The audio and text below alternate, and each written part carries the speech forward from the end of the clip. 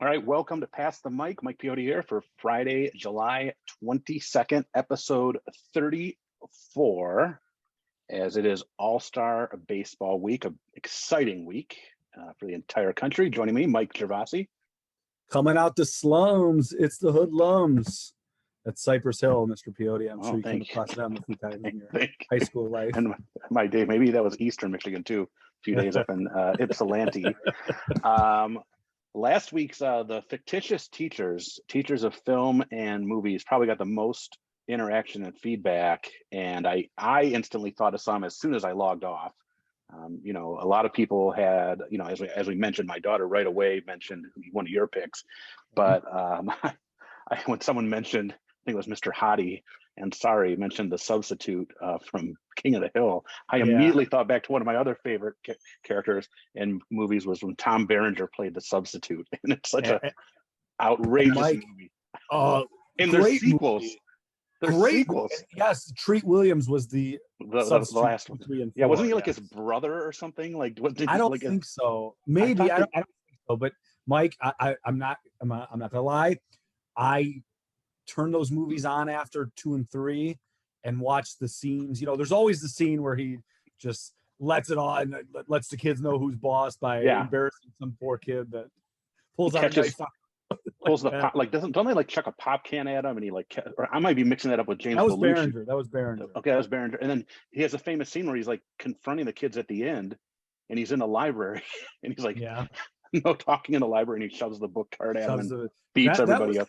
I think that was more the middle of the movie. Now, part 2, Treat Williams goes to another high school, I believe he does, yes. And then part 3 he goes to college and football team. And Mike, you got to see, if you get a chance, you got to see the jerseys that these guys are wearing. It looks like you had The Substitute, then you had James Belushi played the principal. Remember that movie? Remember him riding the motorcycle through the building and stuff? Like, wasn't there a scene where he is riding the motorcycle?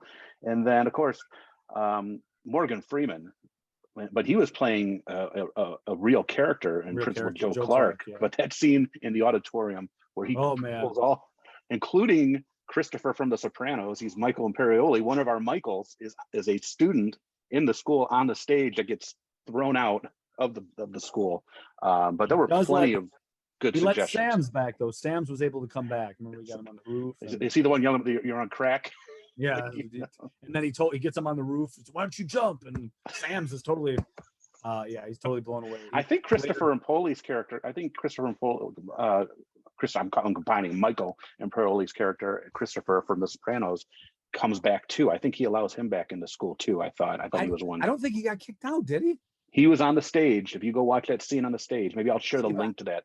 But he ends up leaving, doesn't he? Doesn't he leave anyway? I don't remember. He was important things to do. Become a mob boss in Jersey, right? Or an understudy of the mob in Jersey. So, but there was there were some others that people suggested. What were some others that people suggested on there? Stand and Deliver, which I had actually had a picture of. Filkins. Yep.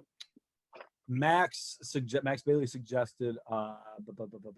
He actually privately was surprised that I didn't use Finding Forrester, one of my favorite movies, very underrated movie as well. But I don't think. I mean, Sean Connery has a part in there, but he's really not a teacher. He's more of a writer. Although he did teach before, I think. Who else did we come across? The Pates dropped a few of them again, and I'm not supposed to mention them anymore, I guess.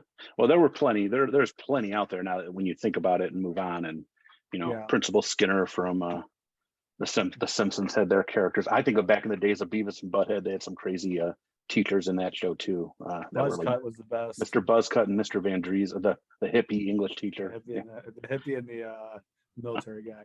Yeah. So that's going to bring us to your Mike of the week, and I believe you're going to continue things on right with our AllStar Game special. All-Star Week, or All-Star Week, I should say, or 3 days, whatever. Miguel Tejada, 2005 All-Star Game MVP, which, if I'm not mistaken, I hope I'm not mistaken, was played in Detroit at Comerica Park. So yeah, I believe you're right, because I think I bought tickets, a ticket package in 04 and 05 just because you were guaranteed All-Star tickets in 05. So that's why we did that. And do you know who the Detroit Tiger representative for the home run derby was that year? In 05. He was a Tiger favorite. It couldn't have been Inge, was it? No, you know what? No, I'm mixing that up. I'm sorry. The Pirate representative was Jason Bay, and he went over. But that was a standard that he set future for Inge. But Jason Bay went over at the home run derby. I had my Pirates jersey on, and he disappointed, as most Pirates do, in everything they do. So, but I still remember when it came time to renew the tickets, the guy's like, "Are you gonna renew?" I'm like, "Absolutely not. This team's horrible." And what did they do the next year? They made Series. That amazing run. So yeah, but, fun. What a fun year that was. But yeah, was he an Oriole at that point for that AllStar game? He was. Yep. Okay, yeah, there you go. So, our education segment this week, we are going to give, because I was just at the school board meeting. We have like 5 new employees being hired in the district, which is exciting. 3, I think, in our building.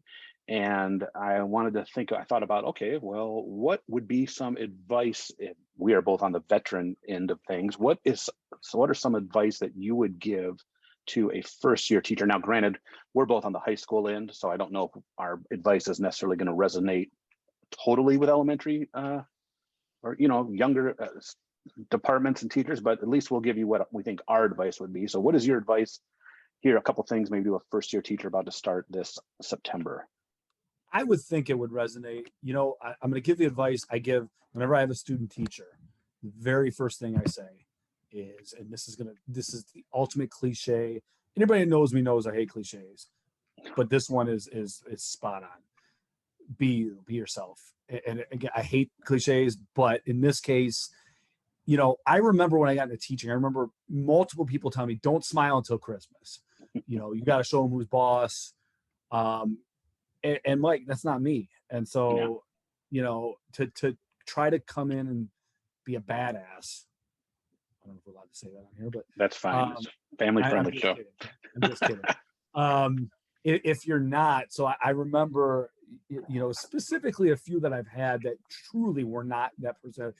If you're going to make it or not as a teacher, you're not going to make it if you're trying to be something that doesn't fit who you are. Kids will see through that immediately. And, the idea not to smile till Christmas, to me, I heard it from several people, including very respectable people, but it's like, that's not who you are. It's going to be you're going to have a miserable time, and you cannot make it in this job if you are just absolutely miserable every day. So that's my advice to you. I think it's a great advice, and there is a little truth into that. The not smiling till Christmas is like taken to extremes. I think there's some truth in the fact that it is harder to go from being too lax and then trying to put the toothpaste back in the tube and being harder. But that doesn't mean you have to be a total dictator in September.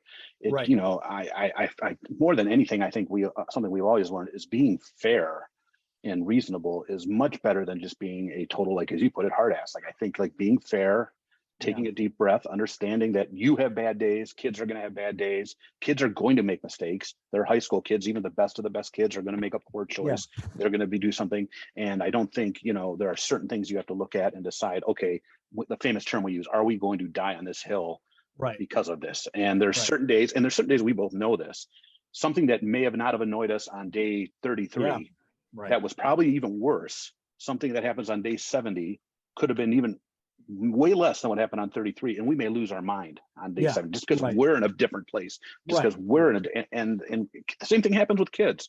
One thing advice I would give is as much as you can, be 100% honest with kids all the time. Be as straightforward as possible. If you don't know the answer to this, I tell kids this now in student council and stuff. If I don't know the answer, whether it ought to be out of ignorance or just because I don't know the answer yet, but what's to come, I am never going to lie or try to flub the answer. That you 9 times out of 10, you may get away with it. But the one time you don't get away with it, it is going to be humiliating, and your reputation is at least with this group of kids or with this kid will be harmed forever, and it's just not worth it. And kids are forgiving for that. Kids are forgiving if you don't have the answer. they'll respect that if you say, and this can even be in something in your subject. There's nothing wrong. I mean, obviously, when I was much younger and I was, I hadn't read every novel that we right away that we taught her. There were times where I didn't know the answer. I couldn't answer it, and that was before we could hop on Google and type something in 30 seconds. Like I would say, I don't know. I'll try to find it out. So I think kids are much more forgiving.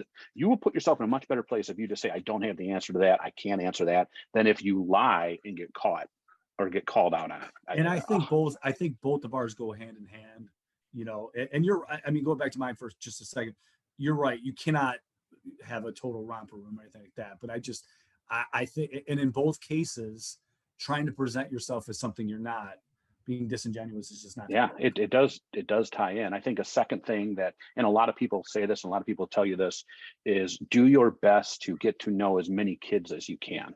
Now, obviously, everyone has their interests, right? Everyone has their things that they know and they're interested in. And we have just like anyone, we have a scale of, I know a lot about this stuff. I know less about this, and I know absolutely nothing about this. And we have a range of kids.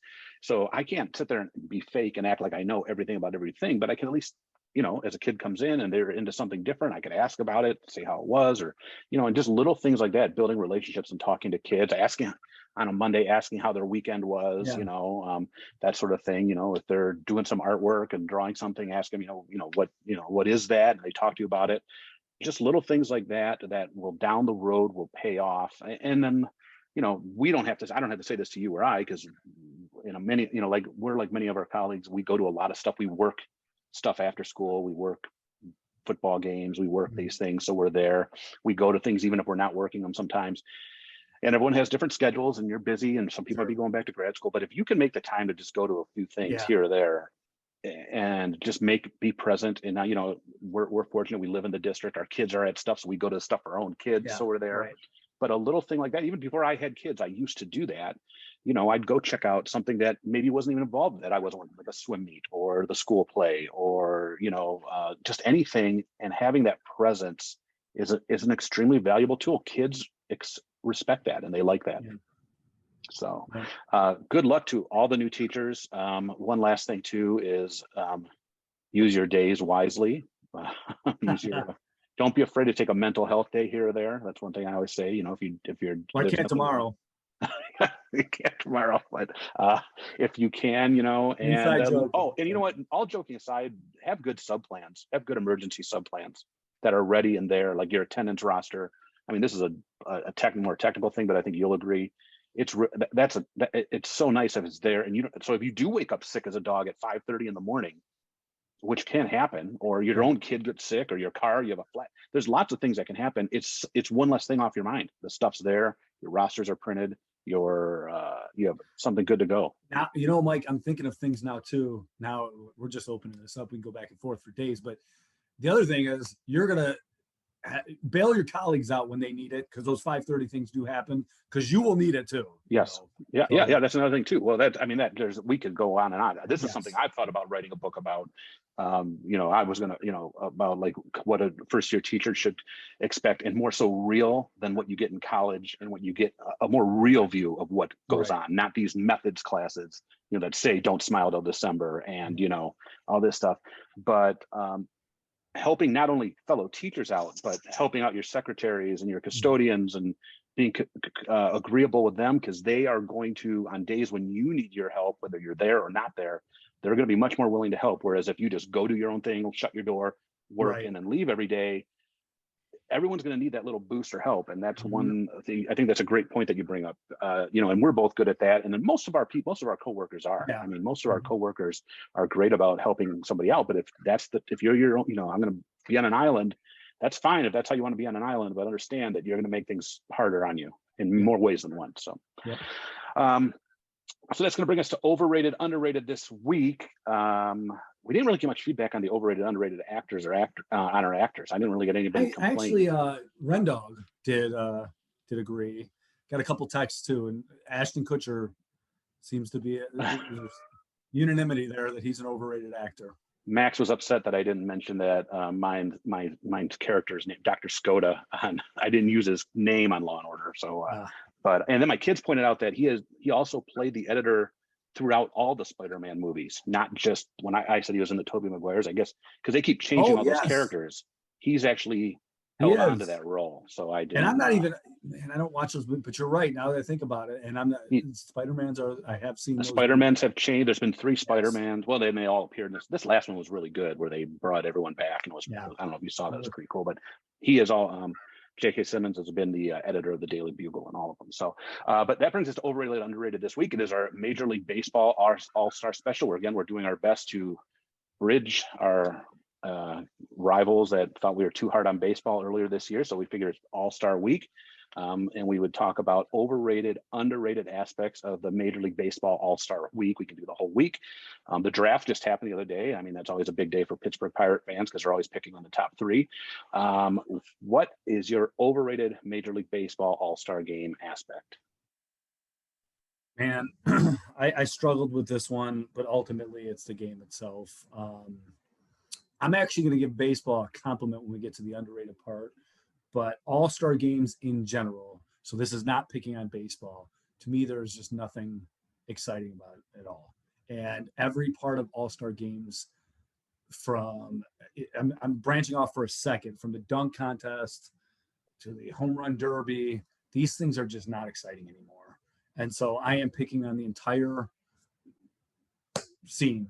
To me, it's not, and I hope I'm not get off my lawn guy. To me, I'm actually speaking more modern in a modern sense, because there's been some great all-star. Baseball has a proud history of all-star games, including at Tiger Stadium. Yes, they were talking about that on part of the interruption the other day about how many Hall of Famers played. My dad went to that game down there at Old Tiger Stadium. Yeah. And, you know, of all the 4 big major sports, I think they've held on to having they probably have the best of the 4 that actually, I think if people were to watch, I mean, people bash the NFL Pro Bowl all the time, but then the ratings numbers, we talked about this, I think before, people still go watch it. Baseball for a long, when I was like in high school, and I used to really like to see, you know, who was going to play in the All-Star Game and watch it. And then it sort of entered that weird year with a tie, and it ended. And then they did the home field advantage. I agree. I think, like you said, I think all of them have lost their way. Baseball's still the best of the 4, but I don't know if that means anything when they're not that great anyway. So I mean, I don't even understand what happens in hockey now. Like, isn't there like they play like I don't even know. It's not even like East-West anymore. They play like a one period. I don't even know. And the football, I haven't turned on. NBA is my sport. I turned it on in 06 to watch because there was 4 Pistons. Tayshaun was the one who didn't make it. Tuned in for that. I thought that was kind of cool. May have tuned in a couple other times we were playing cards or something. But like, I haven't turned into that. It's not exciting. I will say this about Major League Baseball: it's the closest one to a regular season game. Of all of them. Like the score, it's not like a 17-15 game. Like they still play defense. The pitchers don't want to give up runs. They don't go up there and just like you know. So I will give baseball that it's truly not okay. We're going to go lob pitches out, and like if a ball's hit to the gap, I'm not going to run to grab it and catch it. And you know what? Since you're mentioned, that was going to be my underrated part. Oh well, sorry if I stole your underrated. No, I have something I'll say with, but it does still matter, and that does make the game a little bit more compelling. But baseball has also done a very poor job. This is not. I think baseball could do a much better job of marketing their stars. Mike Trout should be a name that's on the level of like LeBron James, right? Yep. He's up there, but he should be. People just don't know. What's that? People just don't know baseball. No, guys. baseball just does a poor job. I mean, if you're in a big city, if you're like a Yankee fan, you know, but I mean, but my overrated is the way that baseball allows a player from every team to make the roster. I think it's a fact that undeserving players get in because of this. And I get it. You sort of want to have what else would Pirate fans do if there was no interest, or, you know, and I sort of like what they did this year, like with Pujols and Cabrera, the commissioner, right? Like got to, and I don't mind that almost. It's like you got 2 guys that are veterans, but like the fact that there's a lot of bad baseball teams this year, a lot of bad baseball teams. And like, I'll come right out and say, and I think the Pirates closer made it, and he's had a pretty good year, but I mean, like, you know, if you're not that good, there shouldn't be anybody on there. Like the the best players should be there, and it shouldn't be Yeah. one from every team. Now, maybe Right. you do something like where the commissioner gets 2 picks, and then at the host city should maybe have someone from Yeah. their team. There you go. Like that. Like in maybe they'll have somebody just based upon who they have, but if not, then the commissioner could say, okay. And I think it's in LA. Is it out in the LA this year? I think out where the Dodgers, but I think, like they weren't going to have a problem getting somebody, so Right. like, what's it matter? So that is my overrated aspect, that Major League Baseball still has this thing where every major league team gets at least one representative. Just make it be the best. If you really want it to be, you're not bringing in that many more people watching it. Oh, I can't wait to see what Jason Day did in the 2005 All-Star game. Can't wait to watch Soto tonight. Yeah, right. Yeah, exactly. I mean, it's just pick the best. So what is your underrated? All right. So this is not an anti-baseball shot. It's more of it's because of what we've dealt with around here. It's a game that signifies that football season is right around the corner. We finally have something to look forward to. The Midsummer Classic. Yes, I mean it's a sign that we're getting there, and we can stop focusing on the Tigers. Now, I would prefer that, again, this is me speaking as a Detroit fan right now, not an anti-baseball shot. I would prefer the Tigers to be good so that we have a long summer, but it's over, man. They're done. 10-0. Shocking. Wojo actually, we had a Detroit sports writer go after a GM in this town and call for their head. Well, I mean, I guess Wojo won't be getting any premier parking spots around LCA. He's going to be out in one of the outer lots. Avila is indefensible at this point. I would have liked, like I said, I would have liked to have seen this year how it went if they would have stayed healthy. They've had horrible luck, but man, it's been a long time. This is way too long, and they've shown very little signs of progress. So yeah, I hate calling for people's jobs, but the point is here. We get back to the original point. I love the fact that we're starting to at least get to the point where this means we're at the back half. We're at the back half of baseball, and very soon to college football, and then pro football. Well, those pro preseason games actually start pretty soon into August. Yeah, they do. You're right. My underrated aspect, and here's another. Again, I'm going to give baseball credit for this. This is something I think they have over the other 3 sports, is the rotation of the game.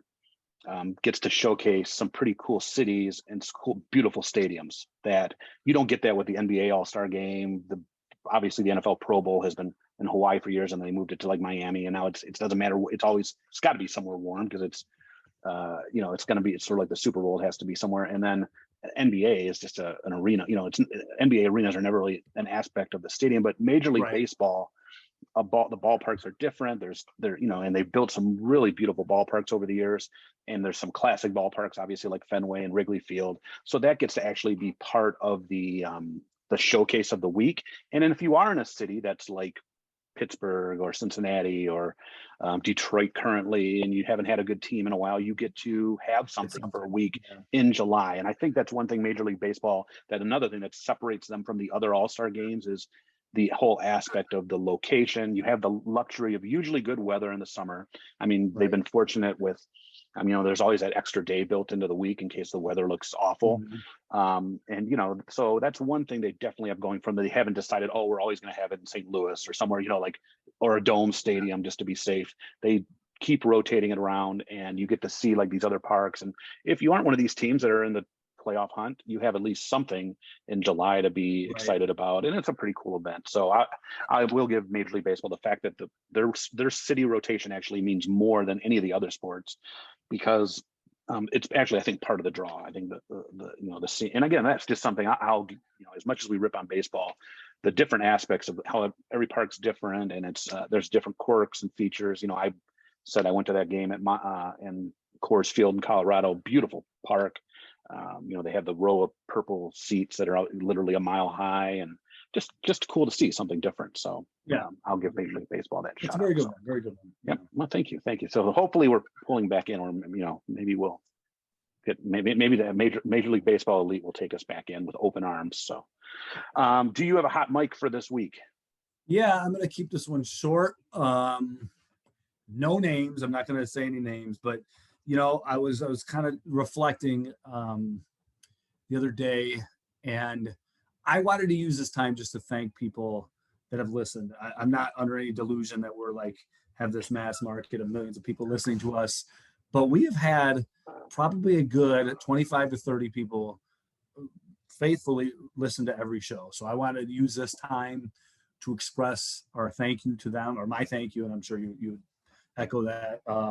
So it's really cool just when you think about it, because I mean, I didn't think anybody would listen, not that we have this mass following, but it's really cool. So I wanted to thank those folks. Again, I'm not saying any names because whenever I do, I get myself in trouble with my text threads. So I want to thank everybody for listening. It's pretty cool that you do. Yeah, it's nice when people reach out, and we've had to skip a week here or there, whether we've been traveling or we took that first week off, and there's disappointment when there wasn't an episode, or or when you see people and they give. I had people give suggestions for overrated, underrated.